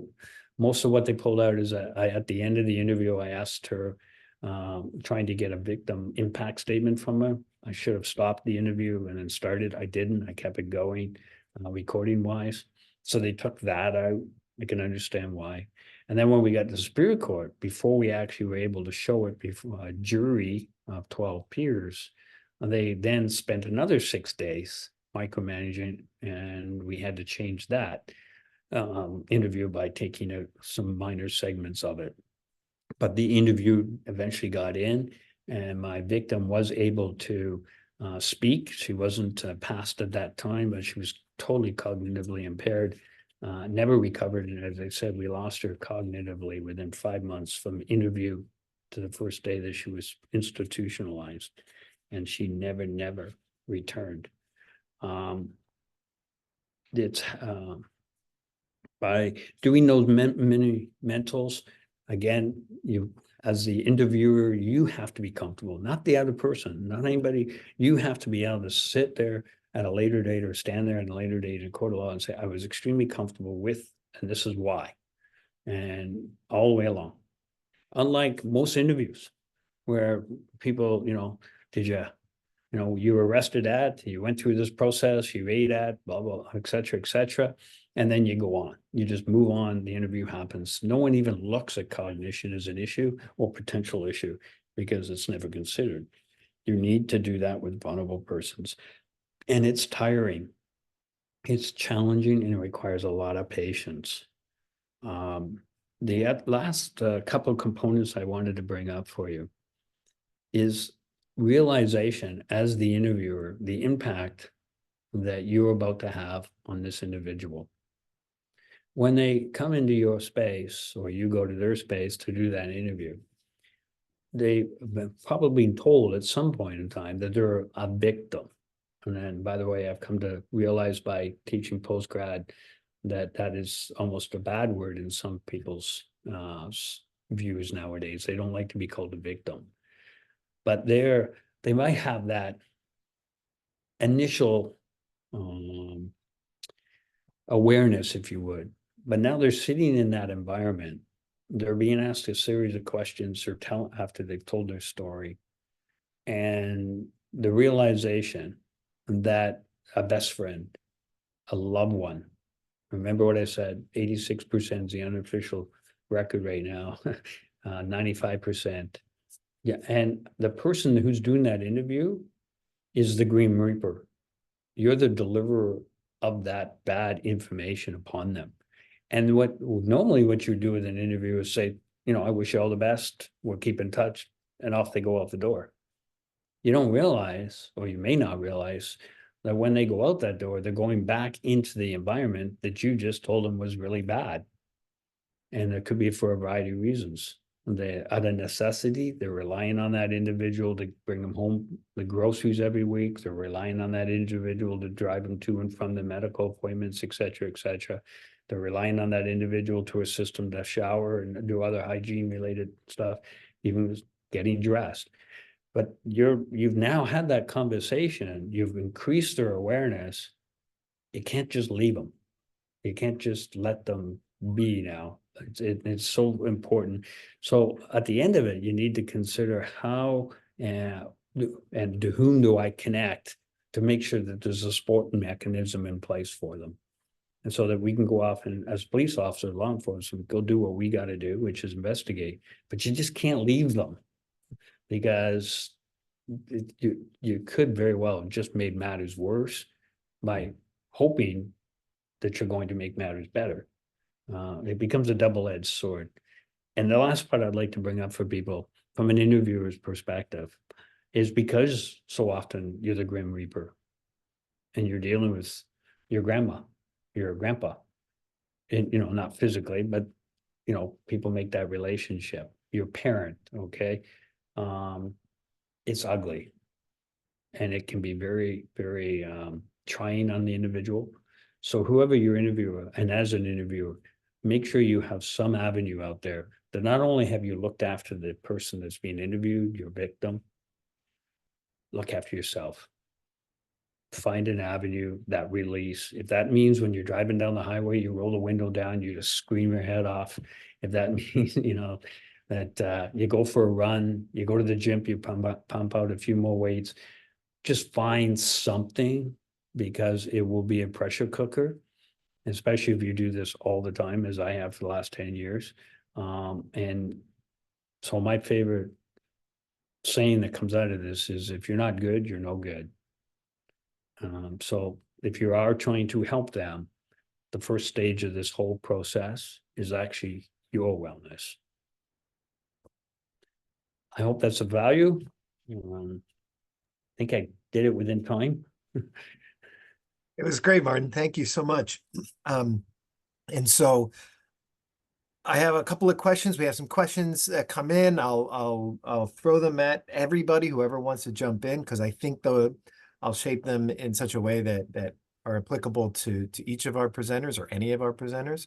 The first one is about, has anyone considered the research that suggests that KGB warning might actually lead to an interviewee choosing to provide less information? I will give you my 2 cents on that. It's always a concern. It definitely is, because here again, the first time that this individual is most likely interacted with a police officer or law enforcement, they're now the victim, and they're remember that they probably come from an environment where they're living, or the individual to whom is being accused is probably some integral part of their life, family member, etc. And now you're throwing this formal legal stuff at them. And it says, tell the truth or you're going to get in trouble, which is probably something they heard when they were younger in life as well. But now they know that it's law enforcement that's telling them, and gosh forbid they're putting the fear of God in them. I don't like it, but if I'm going to do this interview in such a manner that I realize that maybe the interview or the person isn't going to be there, I need to do it. So what I tend to do is I get them to read it for me, and then I explain it to them. And at the very beginning, I am not calling you a liar in any way whatsoever. I have the dearest respect. This is a process that I need to go through, and then we're going to put it off to the side. And by the way, I also always make sure that 2 copies of that KGB form. Again, it's just a criminal caution for those who may have something in another country. I give them their own original signature because they're a victim. They probably signed things that in the past they didn't realize that was happening to them. Nothing worse than me giving them something to sign and then sending them on their way going, what did I just sign? So I always give it to them as a copy and try to diminish it without diminishing the importance of it. Thanks, Josh. You want to? Yeah, and just to add on, the great response from Martin. I know there has been some research done that looked at being able to kind of offset the negative impacts, and they looked at specifically like the benefits of building rapport. And so in cases where interviewers first focused on building rapport with the interviewee reported having a much more positive view of the interviewer compared to interviewees who didn't have that rapport building opportunity. So building that sense of trust, building a positive rapport with the interviewee beforehand can really help to maybe offset some of the maybe uncomfortable or potential negative components of the KGB process. Very true. And maybe related to this in some way about rapport, Rebecca Simpson, she puts in the Q&A about spelling an interviewee's name wrong as a test of their willingness or ability maybe to correct or challenge you. And does this have any negative impacts on rapport building to do something like that? Again, I try to use it as a test. Of course, before that, I tried to do a rapport building, very, very important to them. And then, of course, during that rapport building, we have a little process that we must follow. It's legal. It's just so that we can make sure that this pass the legal tests. It means that we got to go through this form. Also introduced at that time, by the way, the difference between affirmation and confirmation, and get their, so that all of a sudden didn't go down the form and say, now do you want, no, you give them that choice at the beginning. But these, you need to do those mini tests, those mini mentals, without them realizing that they're actually being tested mentally. Like, I'm not going to put a mocha in front of them. I can't put a mocha in front of them. It would be completely insulting, not to mention completely unreasonable, because I am not, that's not my world. So I do it in other ways. So, you put those little things in there, and it gives them an opportunity. Because if Mrs. Smith, hey, Sonny, like, I'm at the police station, I got to get this done, and I tease at 2:00, I want to be out of here. Those distractionaries, she'll just accept everything I throw at her. And that's not what I want. I want her to actually give me what she has, so then I can try to understand it. The other thing I neglected to mention, by the way, is that in law enforcement, a lot of people think, well, you just take that interview and off you go. No, you don't. That's just a starting point. That information I now have to validate. And could there be mistakes in that information? Yes. Does that distract from their awareness?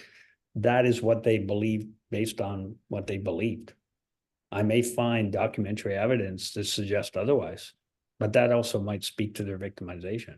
It's just a starting point. It's definitely not your end point. Yeah, of course. And I think we've got time for one more question. This comes from JJ Lorenz. He's joining us from Germany.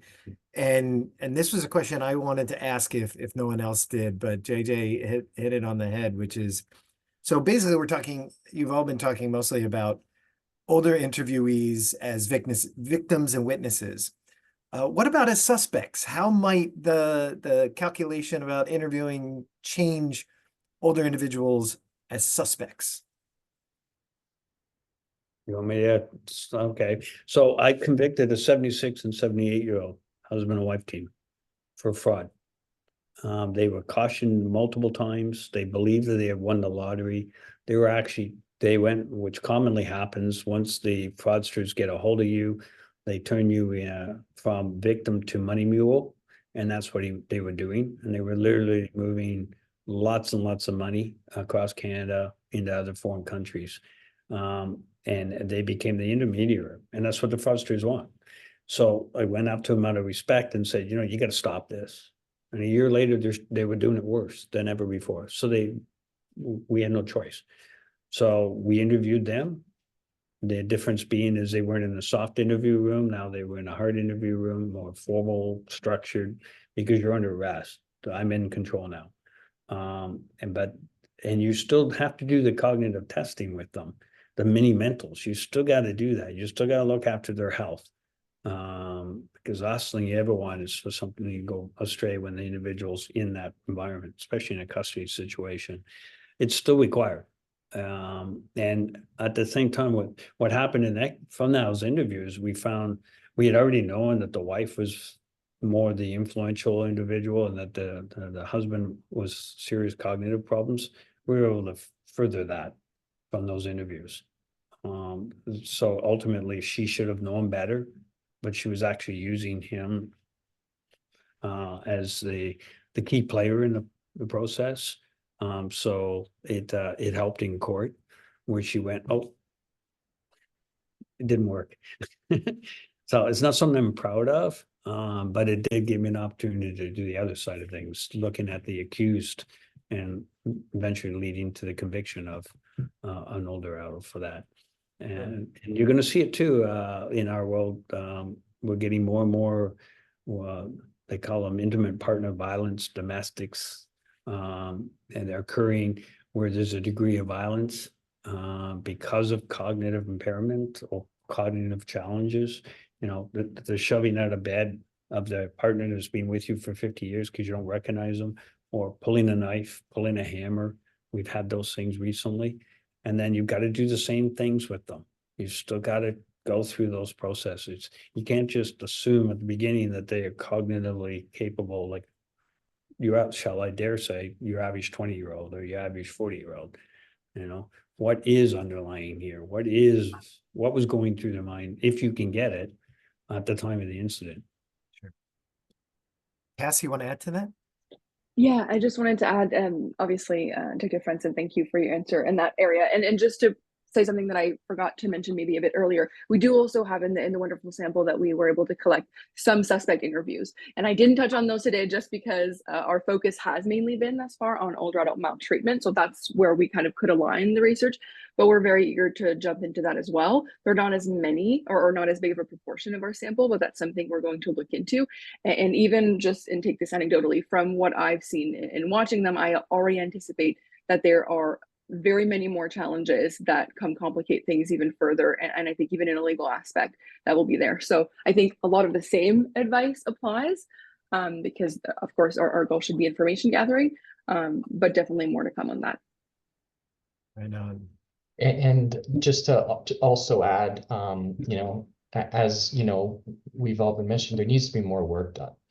And, yes, the work that, we're doing here focuses a lot on interviews, but there needs to be, like was asked, our research on interrogations, because interrogations, yes, it's information gathering, but the ultimate goal of an interrogation is different from just an interview with just a witness, bystander, or victim. And so there needs to be interrogation specific research with older adults. And in the question it mentioned, older adults who might be having cognitive challenges. during an interrogation. And there is research with younger populations who have intellectual challenges, and they are the research does suggest that they are at an increased risk for false memories and false confessions. And so that might be, again, likely true with older adults, but we need the research there to further support it, to further enhance practices for interrogations as well with older adults, given the unique characteristics of this population. And just to kind of finish off with what Chris mentioned earlier, there isn't much research in this field. And there is such a need, not just due to the population growth, the more prevalent nature of older adult maltreatment and crimes impacting older adults, but ultimately, from a personal standpoint, the reason why I shifted from child research to older adult was because there wasn't much being done here. There is more work needed with children, of course. And my clinical work is with children and adolescents, but there is just such a need here. And so for any students, aspiring researchers who are passionate about forensic research, I encourage you to take a look at maybe getting involved in older adult research. Please feel free to reach out to me. I'm happy to talk to you about this. There are so many possibilities that can have amazing implications for the safety of older adults and investigative practices. Thanks, Josh. Martin, your hand went up and down. You want to take the last word? If you don't mind, I noticed from Bruce there, he asked about what is the Superior Court of Justice for Canada. It was known as Calawan rule. So what that is you have the KGB, you have the warning for the interview, you must tell me the truth. If your story changes, this could be brought into evidence. That's what a KGB is during the interview. The ability to get that video into place is actually Calawan. And that's what the Crown, the law attorneys working for the people, have to fight and bring that in. They have to prove that the information that is presented in that interview is truthful and it can be relied upon. Of course, once they prove that the individual can't be there in person. So truthfulness and reliance. And in my case, as I mentioned, in that regards to Ethel, that was proven. That 3-hour interview went down to, I think, about 2:42. Cassandra's seen it. She could correct me on the timings, but the majority of it was in because of Calawan. Great. Well, I want to say thank you to our panelists. Thank you to the attendees. And I will give one more reminder that the early bird for the masterclass and conference is this Friday, the 10th. And we hope to see you in Ottawa in just a few weeks. And for the last word, I'm going to throw it over to Dr. Pankhurst to close us out. You're on mute, Gary. Excellent. I have one thing to do and I couldn't even get that right. Joshua, Cass, Martin, thank you so much for a really thought-provoking, interesting seminar, which is a great appetizer for what's to come in June. And I can only echo what Joshua says. This is such an important area. And let's face it, it's going to affect all of us sooner or later. So some of us sooner than later. And it's really vital work. And I only hope that there are more practitioners and law enforcement that approach their work with the care and empathy that clearly Martin has for his work. So thank you all very much, and I look forward to seeing you in June. Okay, with that, so stay tuned for information for our next webinar that'll be happening in early August. Be well, everybody. Thank you for coming. Thank you.